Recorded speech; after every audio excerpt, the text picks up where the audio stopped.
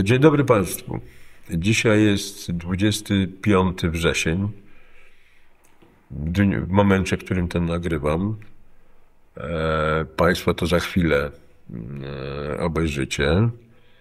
A o tym dniu wspominam dlatego, że to jest dzień, w którym macie ostatnią szansę wycofania dzieci z programu kształcenia seksualnego w szkołach podstawowych. Mam nadzieję, mówię to jakby dzień po fakcie, w sensie waszego odbioru, z nadzieją, że będziecie rozsądnie się z tego pomysłu wycofacie. Oczywiście oponenci wasi, czyli tych, którzy się wycofają, i własne dzieci ze szkolenia seksualnego i ideologicznego, wasi oponenci powiedzą, no świat się zmienia, biały człowiek doprowadził w swojej historii do wielu wojen, nieszczęść, tragedii, przemocy, nietolerancji. Wszystko to musimy nadrobić i właśnie zacznijmy od dzieci. Znaczy ci, co będą kształcić te dzieci, bez tego kursu jeszcze nie są ludźmi wolnymi od grzechu. Natomiast już dzieci, które będą ci ludzie grzeszni wprowadzać tym dzieciom ten ład, te dzieci będą tego grzechu pozbawione. Świat budujmy od nowa, tak oni twierdzą, bez nieszczęść, wojen, nietolerancji, zakłamania.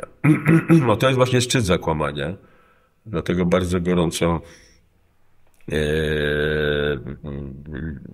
gorąco myślę, to jest właśnie szczyt zakłamania, dokładnie taka postawa i dlatego mam nadzieję, że podejmiecie wszyscy, a przynajmniej gro z was właściwą decyzję. No to tak trochę żartobliwie zacząłem. W sensie żartobliwie, że nie jestem od pouczenia państwa. Chyba jestem od tego, żeby opowiedzieć o swoim losie zawodowym, a on się bardzo łączy z losem ludzkim. No jest to jakoś, jak się orientuję ten eksperyment tego kanału, czy tego kontaktu z państwem, gdzieś się rozpoczął na początku tego roku i w tej chwili tak spojrzałem na listę rzeczy, które państwu pokazywałem. To jest około 48 różnych bytów medialnych, od filmów dokumentalnych, poprzez materiały po prostu niezmontowane, czysto archiwalne, poprzez filmy fabularne, poprzez formy teatru, telewizji, programów publicystycznych, myślę o programie Pod prąd. Tak się zastanawiałem nawet nad tym, czy by takiego programu Pod prąd tutaj przy tym stole, tym samym, co dokładnie przy tym stole, w którym robiłem tę ostatnią serię podprądów, jakby wznowić, tak? Znaczy, nawet rozmawiałem z Sierhiejem Strucheckim, moim znajomym Ukraińcem, dziennikarzem, tak próbnie, pilotażowo, czy to ma sens? Pewnie ma sens jako forma, ale tak się uświadomiłem sobie natomiast, że o ile wtedy, w tamtych latach, 2004-2009 powiedzmy, kiedy robiłem te podprądy, to może mi się bardziej chciało rozmawiać z ludźmi, może bardziej byłem ludzi ciekaw. To nie znaczy, że nie jestem ich teraz ciekaw, tylko mam wrażenie, że taka rozmowa wymaga pewnego zaufania zawsze. I myślę, że ta intuicja mnie nie myliła, to ci ludzie byli inni niż pokazywani wtedy i zresztą teraz.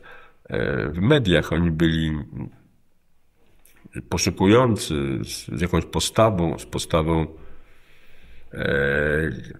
która jakby stawała po stronie tego, co było dobre w nas jako ludziach, w świecie przez nas rozpoznawalnym i jeszcze nie zindoktrynowanym, na przykład przez te lekcje seksualizacji. Ci ludzie, oni mieli entuzjazm, oni mieli wiarę, ale jesteśmy 35 lat po odzyskaniu naszego śmietnika, jak to jeden z poetów ładnie ujął. No i cośmy z tym śmietnikiem zrobili? Co się stało z tymi ludźmi? Jedni okazali się nie do końca rzetelni, uczciwi, bazujący na emocjach ludzkich jako politycy. Inni po prostu poprzegrywali te swoje życia, gdzieś zniknęli w czeluściach historii. Inni są aktywni, inni konsekwentnie uprawiają albo swój zawód, albo ten zawód stał się polityką po prostu. A ja teraz nie mam takiej potrzeby, żeby z ludźmi chyba rozmawiać. Mam wrażenie, że z tymi, co już rozmawiałem, to rozmawiałem i chętnie oglądam ich.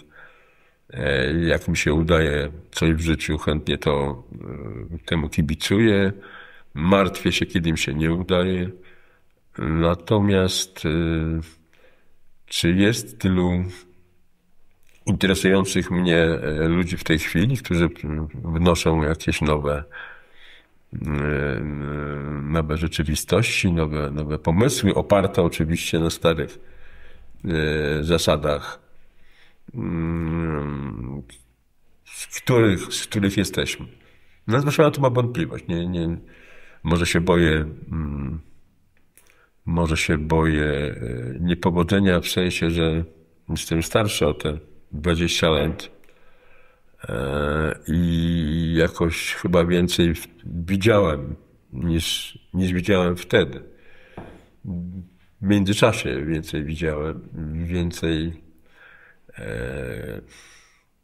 no tak, no pewnie trochę straciłem wiarę. To jest możliwe, no ale przekładając to na skąd taka erozja wiary, to może sobie opowiedzmy właściwie, opowiem jako obywatel o sobie. Znaczy jestem obywatelem, który ma do wyboru na przykład w najbliższych wyborach do parlamentu. Te wybory właściwie stały się takim zdjęciami próbnymi, takim castingiem do programów publicystycznych. Znaczy nieznani ludzie nagle opowiadają rzeczy, które się mają podobać ich szefom. No i w związku z tym, jak ten szef jest lubiany, no to będą też lubiani przez swoich wyborców i w związku z tym takie perpetuum mobile, im więcej w tych programach telewizyjnych występują, tym mają większe możliwości ponownego udziału w Sejmie. Tak? No, rozumiem, że całe te 35 lat, te dwa nurty jakoś wydawały się Polakom rozpoznawalne, to znaczy ten postkomunistyczny, pozamieniany, podważany przez Unię Demokratyczną, Unię Wolności, tak finałowo do Platformy Obywatelskiej, a ponieważ stał się silniejsza taka Platforma niż takie sauté partie lewicowe, komunistyczne czy postkomunistyczne, no to właśnie tamte stały się takimi przybudówkami. Ten nurt rozpoznawalny, ludzie wybierają ten nurt wtedy, kiedy albo podobało im się w PRL-u, to rzadkie dosyć, ale powiedzmy, albo zrozumieli, na czym polega mechanizm historii, że trzeba się załapać na świat, w którym nie żądamy zbyt wiele. Znaczy, to jest taki klientelizm jakby historyczny. To znaczy, ci pierwsi, którym się podobało w PRL-u, to chciałem właściwie powiedzieć to, że się nauczyli żyć w takim świecie. Że jakby aspiracje pewnej samodzielności, aspiracje dotyczące dumy z własnego państwa, narodu ich nie dotyczą. W związku z tym ich interesuje każda możliwa pragmatyczna sytuacja względem naszego państwa, względem innych państw. No i się załapać na stan rzeczy, w którym można funkcjonować, jak w PRL. Tam też wielu ludziom się udawało funkcjonować. Ten drugi nurt, który na początku ze zdziwieniem oglądał to, co się stało po okrągłym stole, uważając, że właśnie Polska zwyciężyła, ten stół był niezrozumiały, ten kompromis i ten układ przykry, no ale jednak ten nurt miał swoich bohaterów. Ci bohaterowie przez lata odgrywali taki teatr walki o ojczyznę. No i chyba z taką puentą 8-letnich rządów PiS-u, który te 8 lat, możliwe, że ostatecznie właściwie zakończył, w sensie czy to jest tylko nieskuteczność, czy to był świadomy cel utrzymania w tym takim, jak to mówią, duopolu, czy takich dwóch biegunach czytelnych dla Polaków. No, ta nieskuteczność była tak rażąca, że chyba no, wielu przetrwało ze swoją wiarą, bo każdy element polski, który nam zabierają, dla nas, ale zwłaszcza dla tych, co są dalej wyborcami i dalej są fanami Jarosława Kaczyńskiego, Antoniego Macierewicza. No więc ci ludzie szukają tej Polski nawet w tym świecie, którego przestali po prostu rozumieć. Nie wiemy, czemu nie było ustawy lustracyjnej przez te 8 lat, nie wiemy, czemu nie było naprawy sądów, nie wiemy, czemu nie było ustawy dekomunizacyjnej.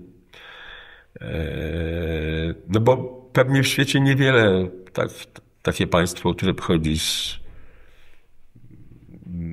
z okupacji, a potem z komunizmu, niewiele w świecie może samodzielnego wykonać, ale jedną powinno. Koniecznie. Znaczy, to jest ten realny udział w świecie realnym, czyli w świecie politycznym. Dekomunizacja i lustracja. Jeżeli się tej próby nie podjęło, reszta tych zawodów to są zawody, czy to są działania wynikające z egocentryzmu, z poprawiania czegoś, co nie jest do poprawienia, z fikcji. Tak podsumowując. I w tej fikcji dokładnie ugrzęźliśmy. Po 35 latach. No dobrze, i teraz mamy ten jeden nurt, który powiedziałem na początku. No to ja nie głosuję na ten nurt. Nigdy nie przyszło mi to do głowy. Wielokrotnie przychodzi mi do głowy głosowanie na nurt fasadowo-patriotyczny, tak to powiem. Ale pojawiła się nowościowa Konfederacja.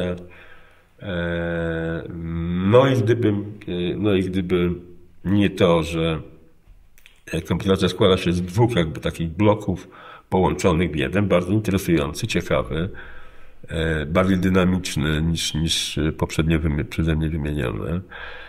Możliwe, że wnoszący coś nowego. Nie jestem przekonany, czy to nowo do końca, czy tym nowym do końca jestem zainteresowany, ale problem jest taki, że jedna z tych podgrup Konfederacji wynika z ogromnych wpływów ileś lat temu pana Giertycha, obecnie jakiegoś cynicznego robota, kiedyś człowieka ideowego, a druga bardzo wyrachowanego, zupełnie nigdy dla mnie nie przekonującego pana Mikkego. Teraz ci młodzi ludzie, już teraz nie tacy młodzi, idąc z tych dwóch kierunków, czyli takiej jakiejś szalonej wolnorynkowości i dumy narodowej, o tak bym powiedział. Ta duma narodowa z tą wolnorynkowością teraz jakby mają stworzyć jakiś wymiar, który może zainteresuje młodych ludzi. Nie jestem przekonany, czym nie. No, nie jestem młodym człowiekiem. Z podziwem patrzę, jak rośnie Konfederacja Korony. No, ale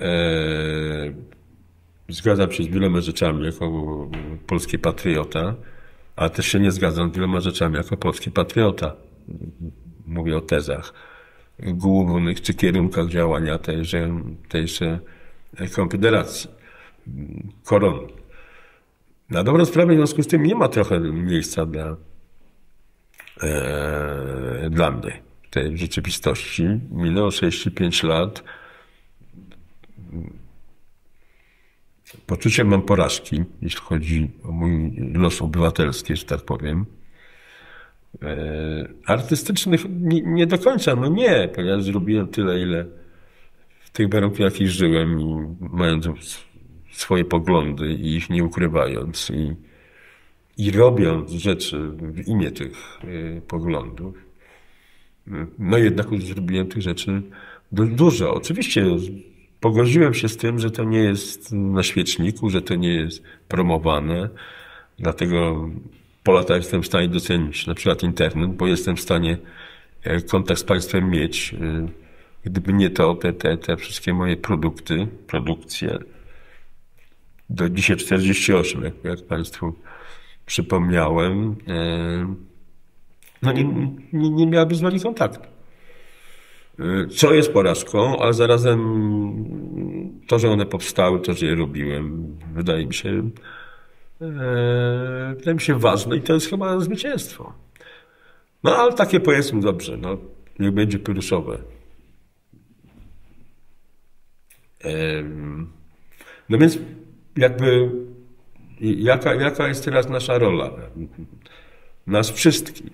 Znaczy ja rozumiem, że państwo się generalnie gdzieś podzielicie na tej mapie, którą tutaj tak bardzo z gruba zarysowałem. Na razie mnie tam nie ma. Nic mnie nie namówi na żaden udział. Myślę, że teraz musimy obserwować i czekać, co się wydarzy z tego ostatniego pookrągłosłowego rozdania. Możliwe, że Konfederacja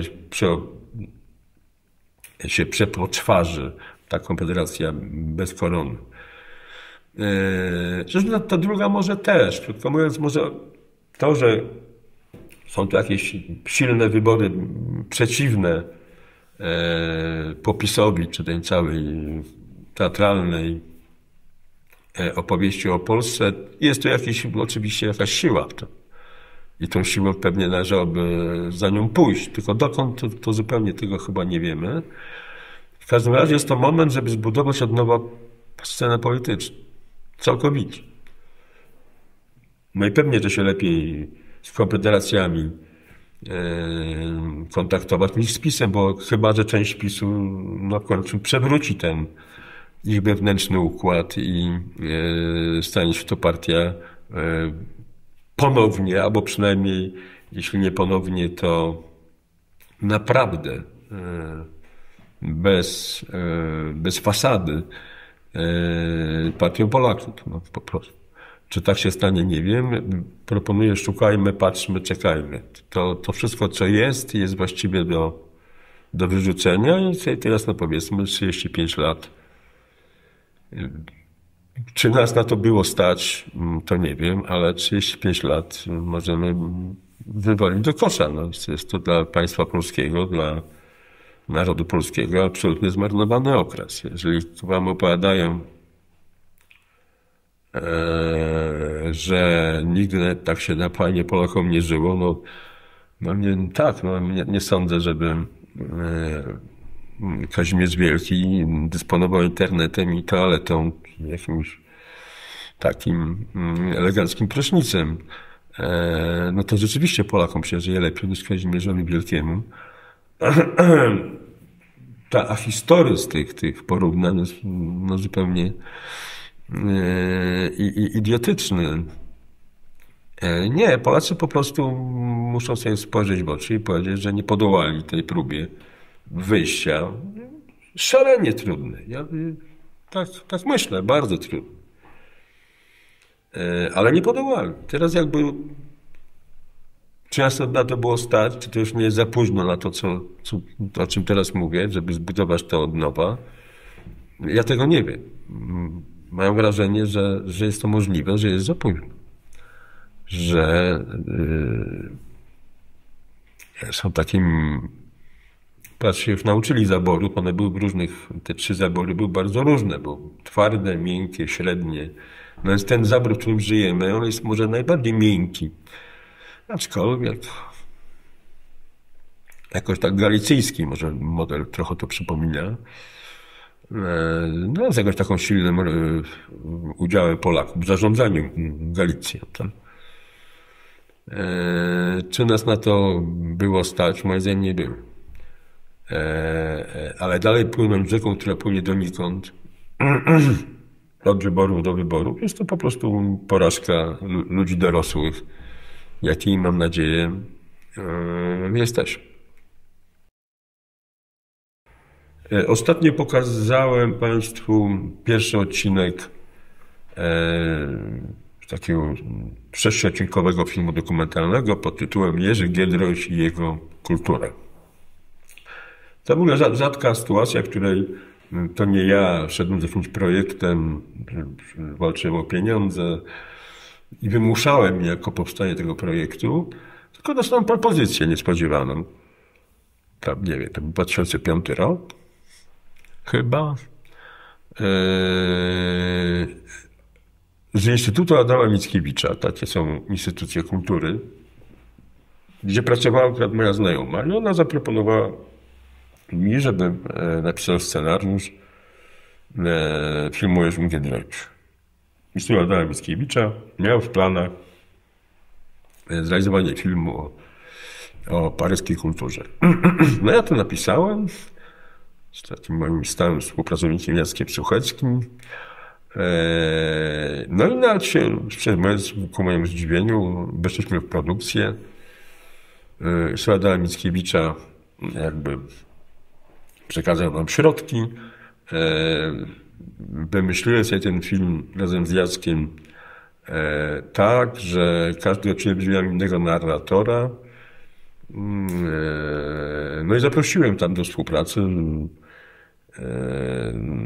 na przykład nieżyjącego już wspaniałego historyka Pawła Wieczorkiewicza, Czesława Bieleckiego, Marka Nowakowskiego, pisarza, historyka Jana Żaryna, Jacka Bartyzela. No i także nie był już narratorem żadnych z odcinków, natomiast bardzo jej pomógł i brał udział w tym projekcie Janek Tomkowski, wspaniały historyk literatury, pisarz.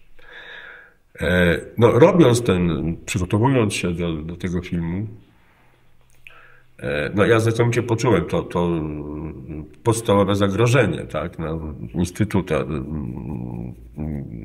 Literacki i paryska kultura medialnie oraz Jerzy Giedroyć medialnie byli w III RP no, kompletnie przejęci przez opiniotwórcze środowiska Gazety Wyborczej, no, tam polityki, no, z całego tej struktury, tej takiej pseudointeligencji, która nakazywała nazywać się jedyną inteligencją, jeszcze dodatkowo demokratyczną. I oczywiście w moim filmie nie ma przedstawicieli tego środowiska, no to już było niewybaczalne zupełnie, tak? Znaczy, jak można mówić o Giedroyciu bez Michnika, tak? Jak to jest możliwe? No ale jakby zarazem jest tam taka dramaturgia przecież w tej postaci Jerzego Giedroycia, który nie zawsze dokonywał słusznych wyborów politycznych. Jego zasługi dla polskiej kultury, nie tylko paryskiej, są niezwykłe. No, byśmy nie mieli tej literatury, którą mamy, gdyby nie pan Jerzy. Tak. Politycznie bywało różnie, no ale z tych błędów politycznych wynikało też to, że to środowisko właściwie autoryzowało jego osiągnięcia, że tak powiem.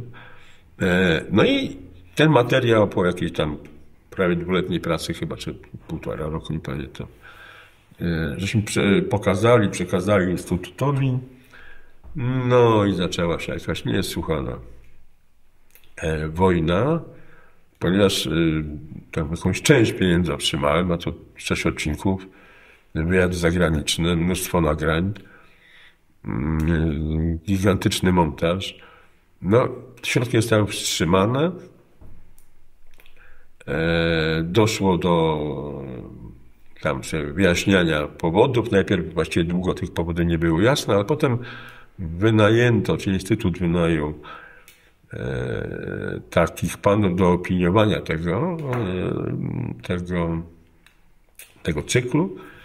I pamiętam w tej chwili Mateusza Wernera, taki młodszy ode mnie człowiek, a to ode mnie młodszych to dużo, i pan Kowalczyk, taki profesor od polonistyki. Oni tam właściwie wcale nie ukrywali w tych opiniach, że tam po prostu nie ma środowiska Adama Michnika, w związku z tym bez ich poglądu, bez ich wyrażonego sądu, no nie ma prawa powstać film o Jerzym Giedroyciu, ponieważ będzie na pewno z gruntu zakłamany, ponieważ oni na dobrą sprawę znali go lepiej, wiedzieli więcej niż on o nim sam. Tak bym powiedział. Z mojej strony otrzymałem recenzję od Marka Nowakowskiego, od Jana Żaryna, od Janka Tomkowskiego, które dostrzegały błędy w moim filmie do poprawienia. Zresztą chyba są poprawione. Natomiast stanowczo stawały po stronie tego, co zrobiłem, bo to, co zrobiłem, Państwo, to ja wiem, że to nie jest takie łatwe do oglądania, bo to jak jest film, powiedzmy, jest to połączenie filmu, czyli języka filmu z pewną wiedzą, tak, z wiedzą akademicką w jakimś sensie. Teraz połączenie tych dwóch światów bywa trudne. Bywa trudne, czasami nieatrakcyjne, a czasami ta atrakcyjność filmowa przeszkadza w tej akademickiej formule. Ale te filmy są, językiem filmu są absolutnie atrakcyjne. Znaczy nie są to odczytane spoza kadru informacje o panu Giedroyciu. Jest to opowieść. Opowieść także o tych narratorach tych filmów i w kontekście ich relacji z Jerzym Giedroyciem. Może bardziej o tym one są w ogóle. Tak czy siak sprawa trafiła do sądu w ogóle. I w tym sądzie też tam się lata to trwało. To zresztą tak dla mnie to o tyle ważne, że to była ostatnie rozprawy mojej mamy w sądzie. Mama była jakby pełnomocnikiem prawnym mojej firmy. I była bardzo starszą panią wtedy. Pamiętam takiego sędziego, który no, w ogóle nie licząc się z wiekiem mojej mamy, natomiast licząc się z własnym chamstwem, no to na mamę nagle nakrzyczał. No. Muszę przyznać, że miałem poważny kłopot, żeby nie wstać i tego sędziego jakoś nie urazić, że tak powiem, w jego godności. Od tej pory mama już nie była więcej chyba na żadnej sprawie. Po, po prostu chciałem, żeby mama tej nieprzyjemności uniknęła. Natomiast wyrok w tej sprawie był zadowalający dla mnie. To znaczy oni wypłacili mi pieniądze, ale film ten miał być robiony dla telewizji, w sensie telewizja miała być pokazana, telewizji publicznej. No i tutaj na tym etapie tu już bez żadnych się procesy nie dotyczyły tego fenomenu. Otóż po dokończeniu filmu, po przekazaniu go telewizji publicznej, film wylądował po prostu na półce. Nigdy go nie pokazano. Dlatego te pokazy teraz są zupełnie pierwszymi. Zupełnie pierwsze to są pokazy filmu. Twierdzę, że powód, dla którego ten film jest niepokazany do tej pory, jest o jakim wspomniałem, to znaczy jakaś taka krzycząca nieobecność Adama Michnika i Ed Consortium jakby w tym filmie. To niewybaczalne. Po prostu niewybaczalne. Chętnie Państwu to teraz pokażę. Wspomniałem o procesie. No właśnie chciałem Państwu zakomunikować, że rozpoczął się proces w końcu. W sprawie upadku mojej produkcji fabularnej pod tytułem Zdarzyło się w Polsce. Otóż w 2018 roku dzięki zainteresowaniu pana premiera Morawieckiego KPRM przekazał mi pieniądze na rozpoczęcie produkcji tego filmu. Przypomnę, jest to film, czy scenariusz, który napisałem, jest o żołnierzu wyklętym, ale także niezłomnym, Bartku Flamem.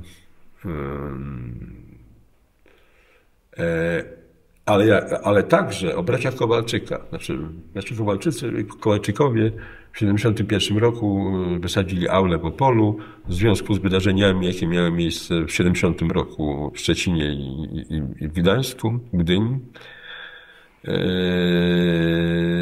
A w tym Opolu, w tej auli, tam nagradzano zomowców, którzy tam bili i mordowali ludzi. I oni tam wysadzili, to lata 70., a Bartek Flamy, jego oddział działał na Baraniej Górze w latach 45-40, tak powiedzmy, 5-7 powiedzmy, gdzieś tak, 4-7. I ten film był jakby składał się z takich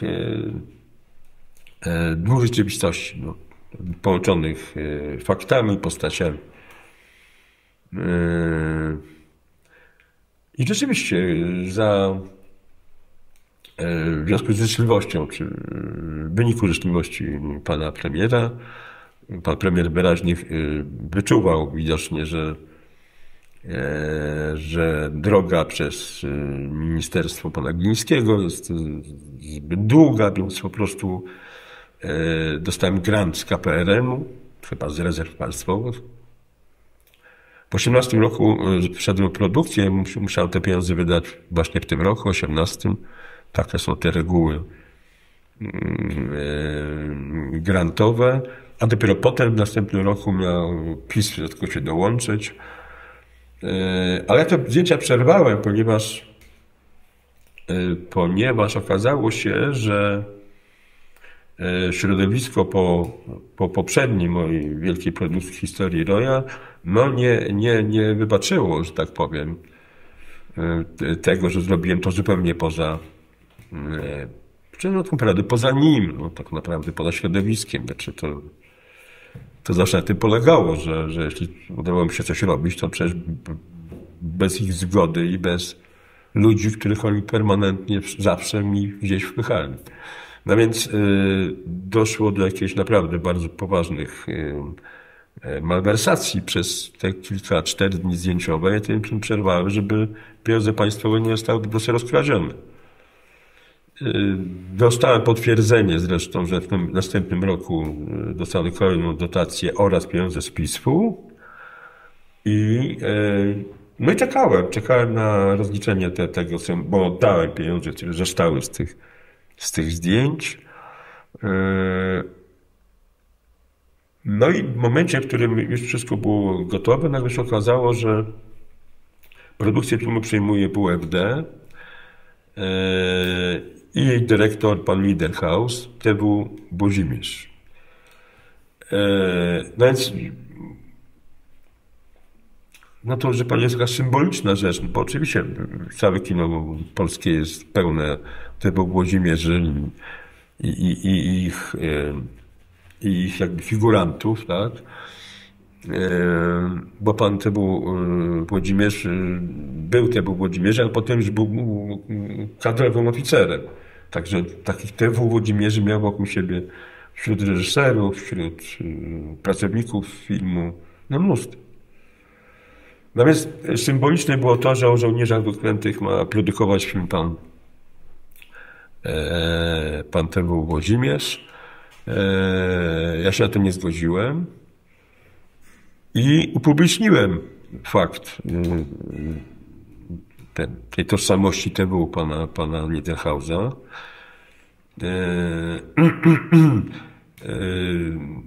No i tutaj myślę, że ten pan minister Gliński, który tutaj jest osobą dosyć istotną w tej opowieści ważną, no to pan minister Gliński już mi tego nie wybaczył, aczkolwiek moje wrażenie, że on od początku mi czegoś nie wybaczał. To nie byłem ja ten, co ma niby robić jakieś filmy, które są, no mają, no PiS jest, proszę bardzo, jest fasadowo bardzo patriotyczny, no a kultura gdzie? Kultura jest zależna wyłącznie od kogo innego, więc trzeba było budować jakieś, no przynajmniej takie preteksty, tak, że się ingeruje w ten świat cywilizacji. No i chyba nie byłem w planie tej ingerencji, natomiast ten mój scenariusz, no owszem, tak, szczególnie dzięki postawie pana premiera. Ponieważ tryb poprzednio był taki, pan Gliński się obraża na mnie oczywiście, pan TW Włodzimierz rok później w ogóle umiera, a tryb był taki, i tak to wymyślono, takie były jakieś reguły gry, że pieniądze z tego KPRM-u przeszły musiały przejść przez instytucje kultury. Taką instytucją kultury była firma Likwidator Wytwórni Filmów we Wrocławiu.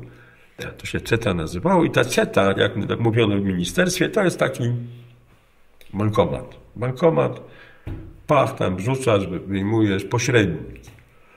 No i ten pośrednik otrzymał ode mnie z powrotem pieniądze, niecałe, bo część przecież wydałem w tym 18 roku. W 19 roku się przymierzam do produkcji. Okazuje się, że obraza w sprawie pana TW Włodzimierza jest tak ogromna, że ta CETA już nie jest pośrednikiem, że ten tryb nie zachodzi, odnajduje inny tryb, mianowicie taki, że może te pieniądze z dotacji otrzymać przez stowarzyszenie bądź fundację. Taką fundację znajdujemy, jest tą fundację Rodzin Żołnierzy Bartka Flamego. 3 września 2019 roku otrzymuję w mailu potwierdzenie, że tryb ten jest słuszny, ponieważ znowu mam sytuację, że muszę pieniądze wydać do końca roku.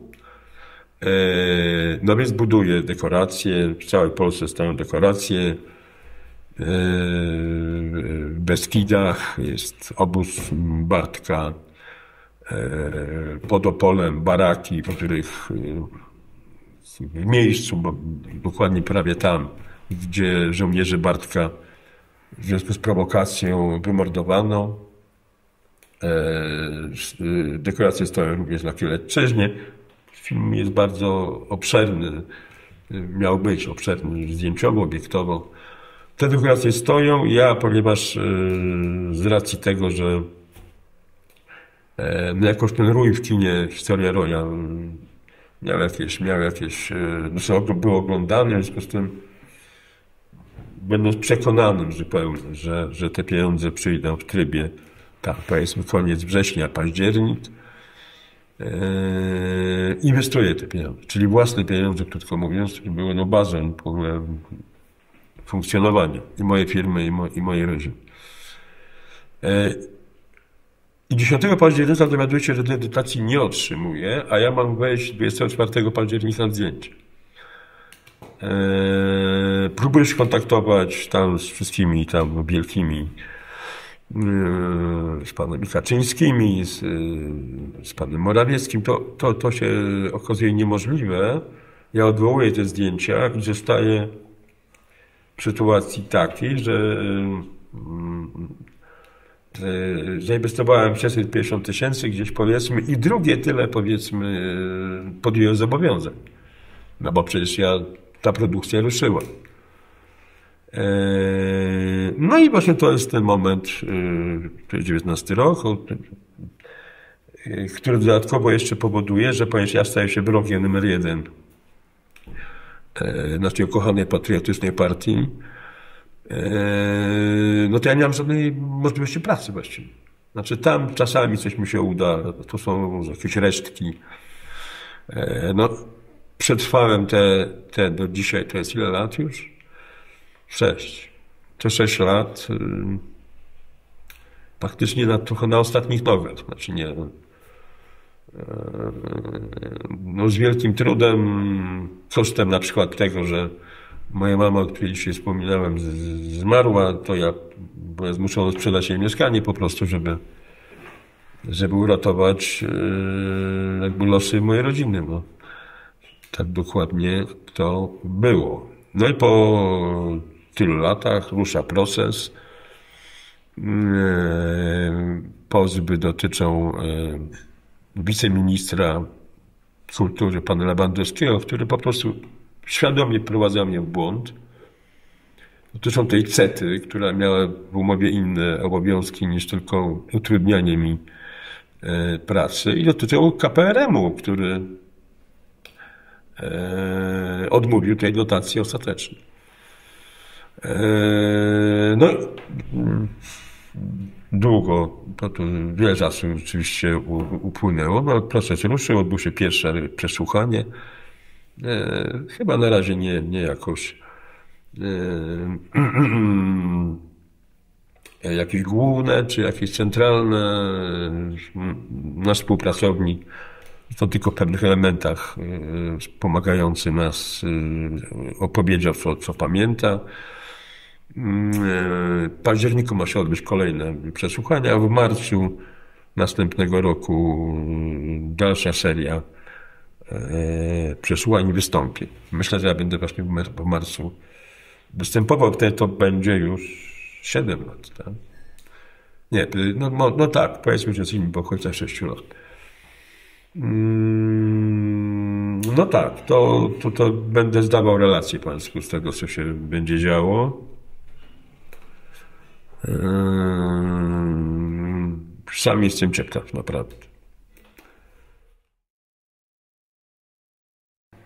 Natomiast 5 października, w niedzielę, pokażemy film Śmierć patrioty.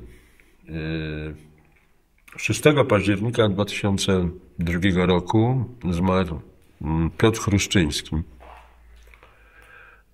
Człowiek, którego poznałem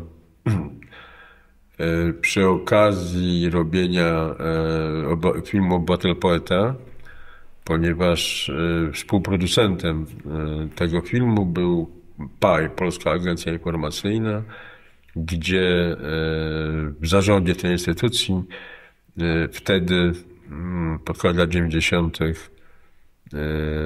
był Piotr Chruszczyński, wcześniej dyrektor Biura Solidarności w Paryżu w czasach stanu wojennego i lat 80.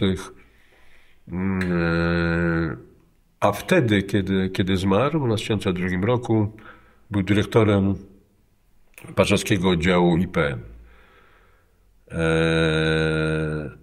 W tym IPN-ie on się dowiedział czegoś, o czym nie wiedział.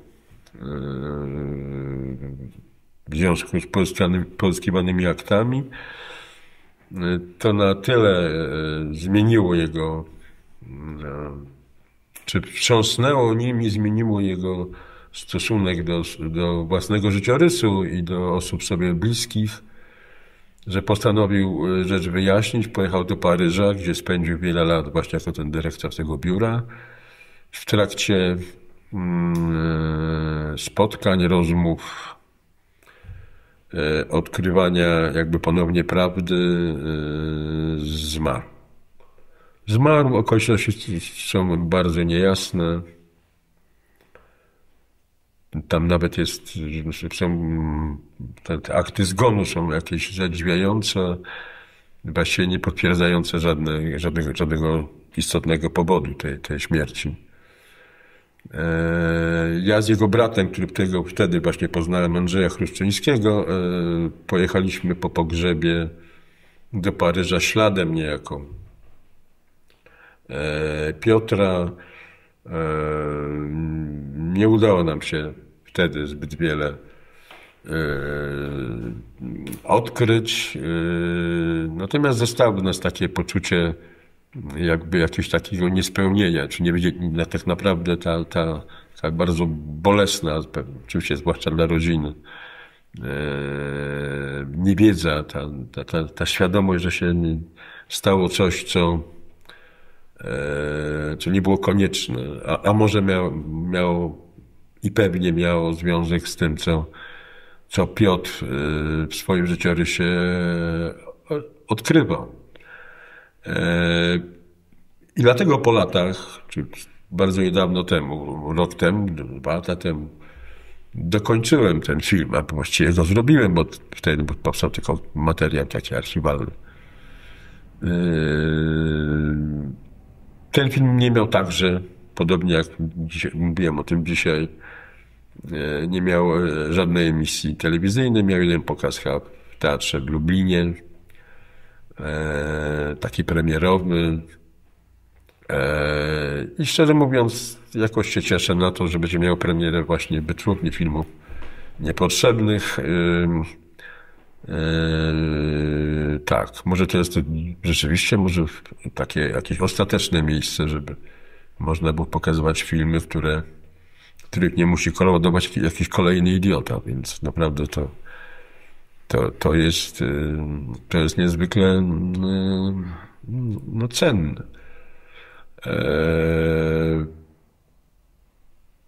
Piotr był takim niezwykłym, wyciszonym człowiekiem, szalenie serio traktującym życie. Tak go odczytywałem.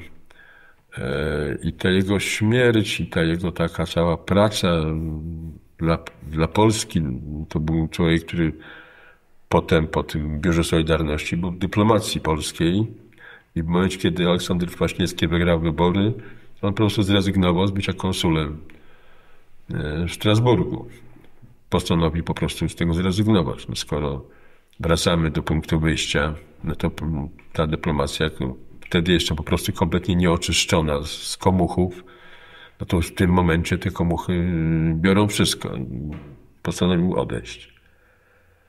Natomiast ta wiedza IPN-owska, jego co się mu się przydarzyło, kiedy był w IPN-ie,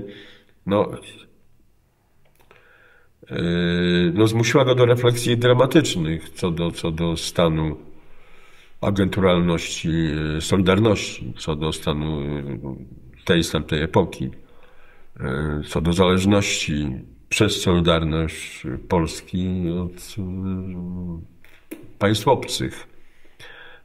Zmusiła go do refleksji o ludziach, których znał bardzo blisko.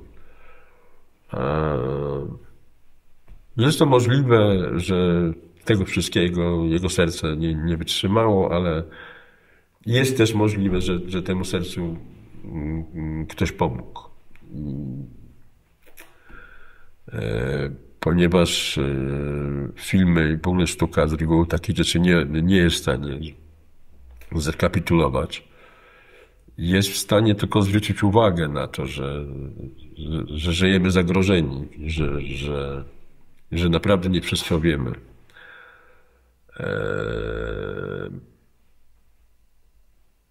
Także na tą premierę bardzo czekam, bardzo Państwa zapraszam.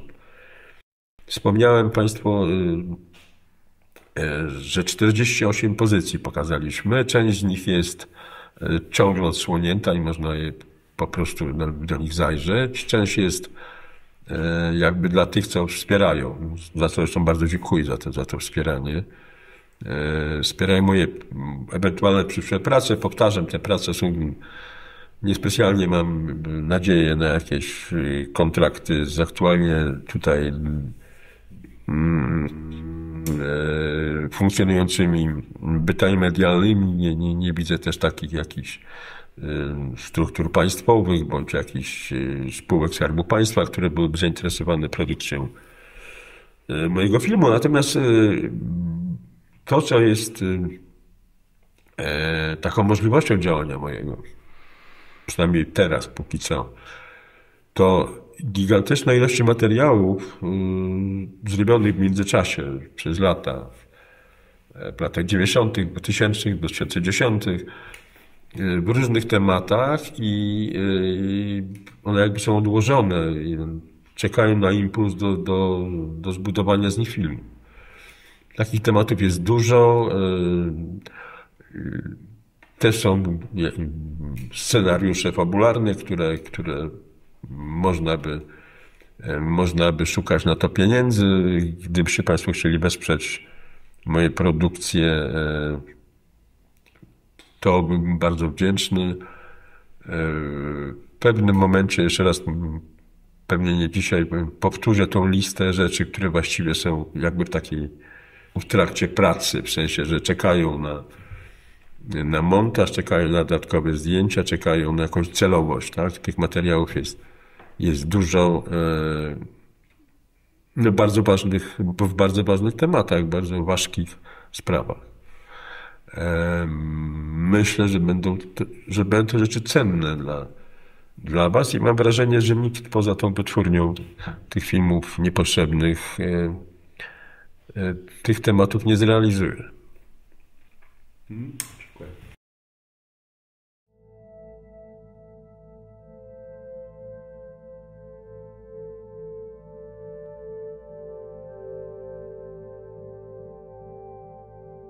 Dlaczego miał umrzeć w tej chwili?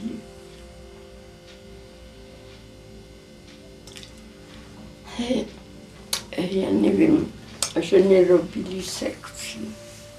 To tak wszystko szybko przyszło.